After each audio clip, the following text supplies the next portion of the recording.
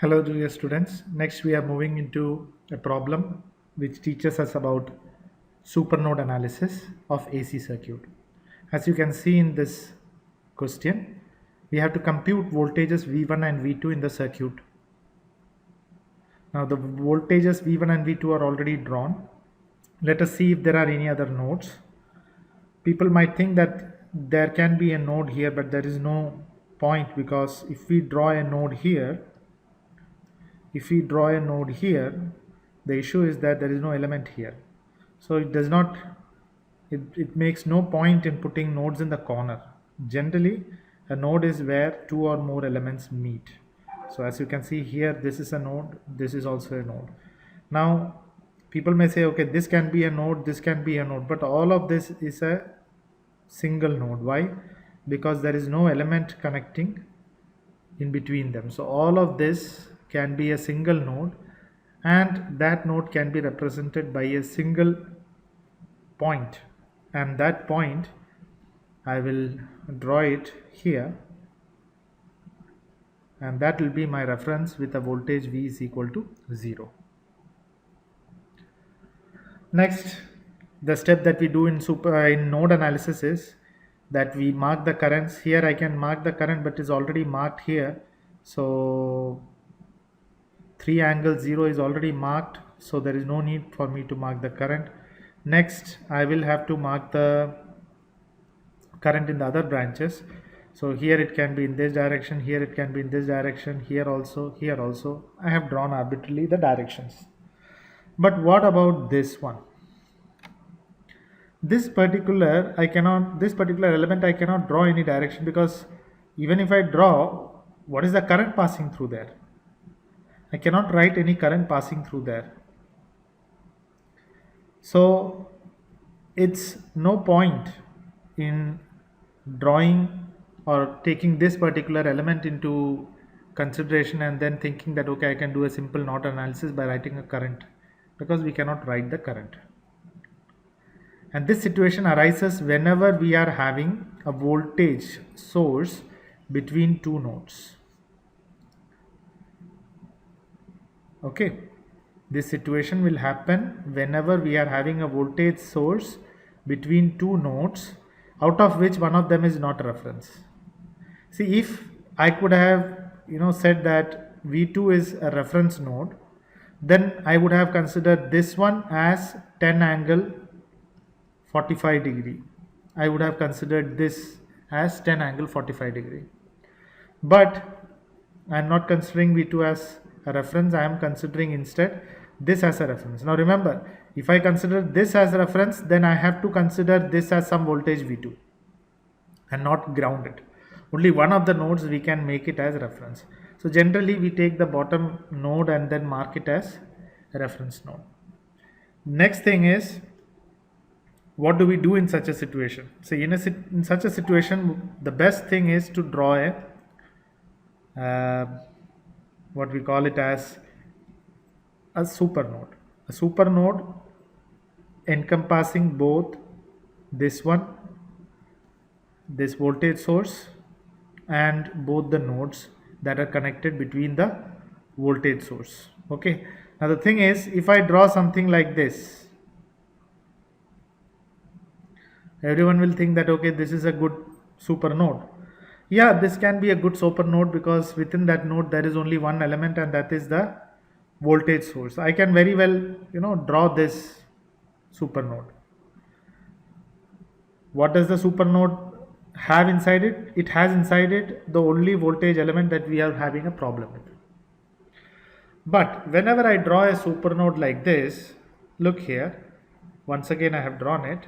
See, here I am having one current moving outside and one current moving inside. Why? Just because the same element is crossed twice by the boundary of the supernode. Saw this? See, if I am going to have a supernode like this, then here I will have a current going in outside, and whereas the same current here travels back inside. So when I write the current equations for the supernode, I will write an equation for this one And similarly, I will write an equation for this one. One is outgoing, one is incoming. So both of them will cancel off. So there is no point in drawing a super node. There is no point in drawing a super node which will cut any element twice. Like this 4 ohm resistance is cut twice. So that is a problem, because see, once it is cut here, and the second time it is being cut here. And whenever you have an element cut twice, what happens is that the equation's length will increase, but the equation will remain the same. Okay, so generally what we do is, remember this, we never try, or we always try to make sure that we never cut any element twice when we are drawing a supernode. So keeping that in mind, see how I am drawing the supernode. I am drawing the supernode like this. So instead of putting only one element, I have put two elements inside, and that's what makes our supernode a slightly different but a good solving supernode. Okay, remember this, we should never cut any element twice with the help of a supernode. An element should be cut only once. See, here we are cutting this branch only at this point. Here we are cutting only at this point. Here we are cutting only at this point. Here also at this point. Clear? You can draw the supernode as I drew previously, and then you can see if that is how that is going to give the result. Anyway, so now let us follow from here. So I will say, so is there any node remaining? There is no other node remaining, so I will just write KCL at supernode. So now when I have to draw the KCL, so I have to draw the current direction. Anyway, this is already drawn in this direction. The current here, let me assume it to go to the bottom. This also is traveling to the bottom, and this also I have drawn it like this. Now when I draw the branches, I can see that there are only 4 branches that have cut the supernode. So there will be only 4 equations for those current for those 4 branches. The first one is an incoming, which is because of this 3. You all know 3 angle 0 can also be just written as 3. 3 angle 0 can also be just written as 3. But anyway, I'm just writing it for the purpose for more clarity. So KCL at supernode. So we are having 3 angle 0. The next one is minus. Why? Because it's an outgoing current. The capacitor current is outgoing from the supernode. So I am going to write it as minus V1 minus 0, which is V1 divided by minus J3. The next current is also outgoing. So let me put this much in bracket. It's not that I will not get it, but let me put that in bracket. The next is also again minus, and this time it's going to be V2 divided by J6 ohms. And the third one is also an outgoing current, which I can write it as minus V2 divided by 12. And that is going to be equal to 0. So all the currents in supernode has been completed. See, the only difference that would have happened if suppose I would have had this one going, just wait, if I would have drawn this one going like this instead of how I have drawn, then I would have had one current here, another current here. Okay, so what will be that current? That current will be, since I am drawing the current direction and going from V1 to V2, what I will have is V1 minus V2 divided by 4. Okay, so that is the current, V1 minus V2 divided by 4. So let me write it and let me explain something to you. So V1 minus V2 divided by 4 is going to be the current that I will draw here. Okay, and if suppose I am having something that cuts like this and another one makes a cut like this, then I am having one outgoing current here and one incoming current here. Okay, So that outgoing current is going to be minus of V1 minus V2 divided by 4, and this current is going to be incoming to the super node. Why? Because it is entering the super node. So if it is entering, then it should be plus V1 minus V2 divided by 4. See, this whole thing will get cancelled with this. Why? Because we are having a minus here, and we are having a plus here. Why did that happen? Because the element is being cut twice. One, it is getting cut here, and another one, it is getting cut here. And one time it is entering current, leaving current, or it is going out, and here the current is entering. So if we are going to draw a super node with any element cutting the super node, or super node cutting any element in two different places, it's going to simply cancel off. So we should not unnecessarily try to complicate things by drawing a super node such that it cuts an element twice. So that is why, so for explaining that, I wrote this much. So this is the super node and the equation for it.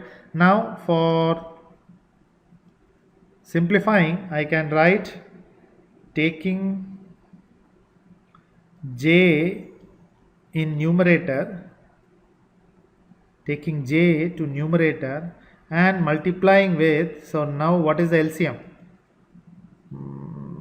What is the LCM of 3, 6, 12? The LCM of 3, 6, 12 will be 12. Why? 3 into 4 is 12, 6 into 2 is 12, 12 into 1 is 12. So the lowest common multiple will be 12. So if you are taking the LCM, that is good. So multiplying with 12, so first I have to take J on top, and then I have to multiply with 12. So let me do it in two steps. So first I will write 3 angle 0. I will simply write 3 minus J. If I take on top, it will become plus J V1 by 3 minus, and if I take this J from denominator to numerator, it becomes minus, so that minus and this minus will become plus J V2 by 6, and here I am not having any J, so minus V2 by 12 is equal to 0. Now I multiply it with 12. So now I multiply the whole this thing with 12. So I will get 12 3s are 36 minus 12 and 3 will cancel off to give 4V1 plus J, 12 and 6 will cancel off to give me 2V2 minus V2 is equal to 0 into 12 is going to be 0. So now therefore I can rearrange this equation. And write it. First V1 components, the V1 components will be just minus J4 V1 plus what is the V2 component? V2 component is having one real value which is minus 1 and one imaginary value which is plus J2 V2. And if I take the constant the other side, it will become minus 36. So this is going to be my first equation. Okay. In the second equation, we know that there is no other node for me to write the KCL equation, but the super node will have one KCL equation and one voltage equation based on the voltage value. So I can write, so let me explain that. So here I can say that V1 minus V2 will be this voltage. So that I will write it. Therefore, what do we write? Taking voltage equation at supernode. So what is the voltage equation at supernode? I will get V1 minus V2 is equal to 10 angle 45 degree. So there is no need to rearrange it because it's already in the correct format. So this becomes my second equation. And now I come directly to the solving of 1 and 2 to get V1, V2. So then we will write in matrix form we will have minus j4, and this one will be minus 1 plus j2, and this one will be 1 and minus 1 multiplied with v1 v2 is equal to minus 36 10 angle 45 degrees. Yes. So this is the matrix form, from where if you would try to first find out delta. So what is delta? Delta is the determinant of minus j4 1 minus 1 plus j2 minus 1. I will get the answer as 1 plus 2j. You can check it. Okay, now similarly, what is delta 1? Delta 1 is by replacing the first column with minus 36 10 angle 45 degrees. The second one, it remains as such, minus 1 plus j2 minus 1. If you would find out this one, the answer would come out to be 57.21 minus 7.07 j. Similarly, if I am trying to find out delta 2 by replacing the second column with minus 36 10 angle 45 degrees, and if I try to solve this determinant, I will get the answer as 64.28 minus 28.28 j. Clear? From which we can find out v1 to be delta 1 by delta, which comes out to be, if you divide delta 1 from delta with delta 1 with delta, we will get the answer as 8.61 minus 24.3 j, which comes out to be 25.78 with an angle of minus 70.48. Whereas the value of v2 will be delta 2 divided by delta, which comes out to be 1.543 minus 31.37 j, which gives me a value of 31.41 with an angle of minus 87.18. So this is the answer for v1 and v2 solved using the super node, for getting the super node analysis for an AC circuit. So again, I remind you, whenever you select a super node, always make sure that whenever you are cutting any element or any branch, you are not cutting that branch twice. There is no problem in cutting it twice. The only thing that is going to happen is your equation is going to be unnecessarily lengthy, and it is going to cancel off many things or many equations which are because of this cutting off the branch at two places by the supernode. Thank you.